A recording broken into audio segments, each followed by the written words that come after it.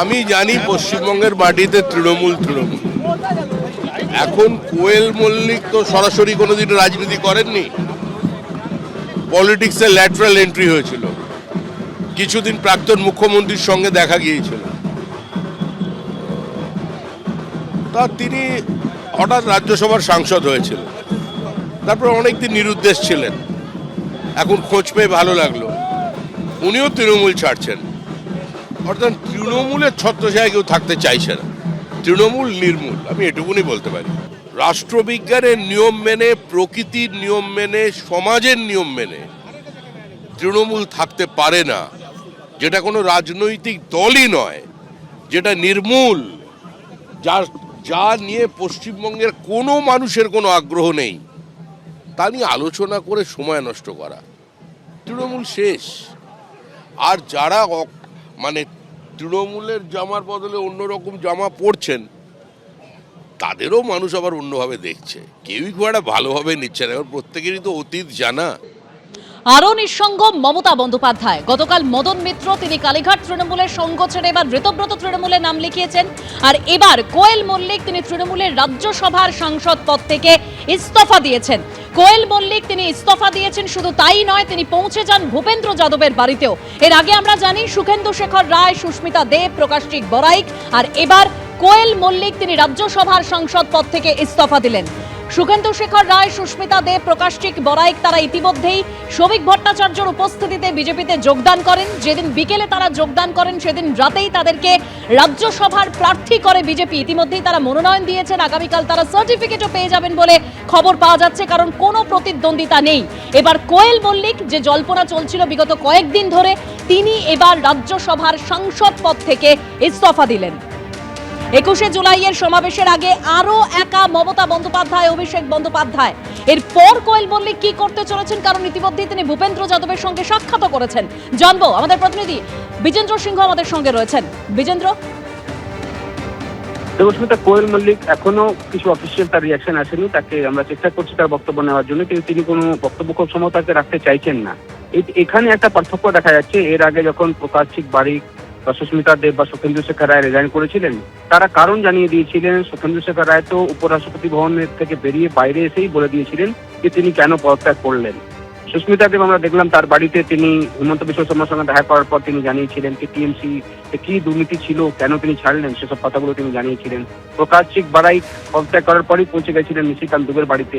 সেখানে তিনি দীর্ঘ বক্তব্য রেখেছিলেন কেন তাকে ছাড়তে হলো টিএমসি, এবং তিনি শুভেন্দু অধিকারী যা বলবেন সেটাই তিনি করবেন, সেটাও তিনি সেদিন জানিয়েছিলেন।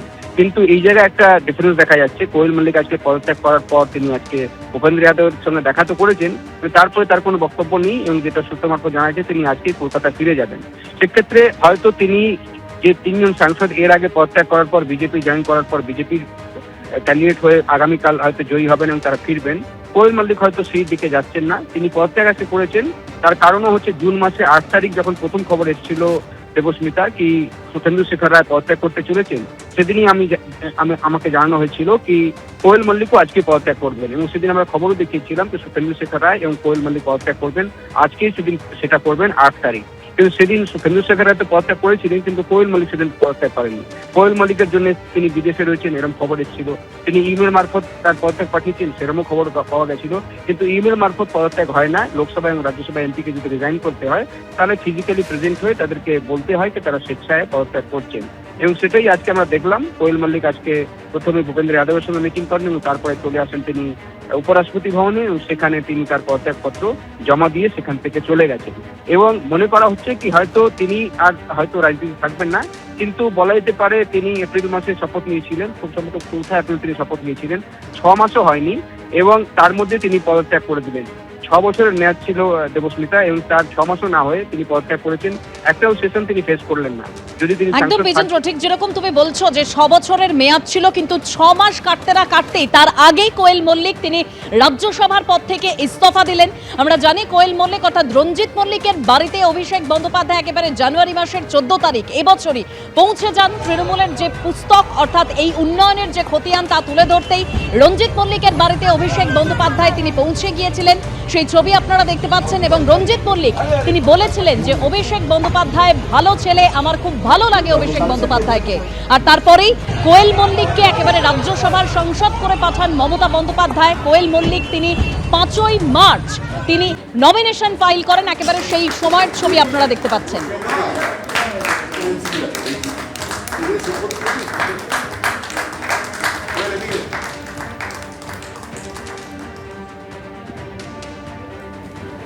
নমিনেশন ফাইল যখন করেন কোয়েল মল্লিক, একেবারে সেই দিনের ছবি দেখতে পাচ্ছেন। এরপর কোয়েল মল্লিক কি বলেছিলেন শুনুন। দেখুন, একটা জীবনের একটা নতুন অধ্যায় শুরু হচ্ছে। এটা একটা গুরু দায়িত্ব।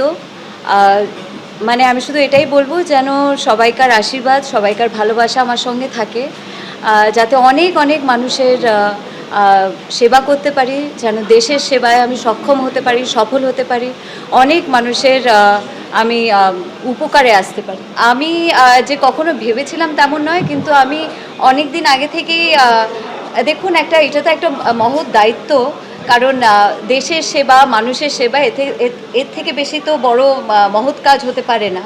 তো তাই জন্য সেই জায়গা থেকে আমি নিজেকে ভীষণ ফরচুনেট মনে করি যে আমাকে সিলেক্ট করা হয়েছে এবং আমি একটা এত ইম্পর্ট্যান্ট একটা জায়গায় আসতে পেরেছি। এবিপি আনন্দ, এগিয়ে থাকে, এগিয়ে রাখে।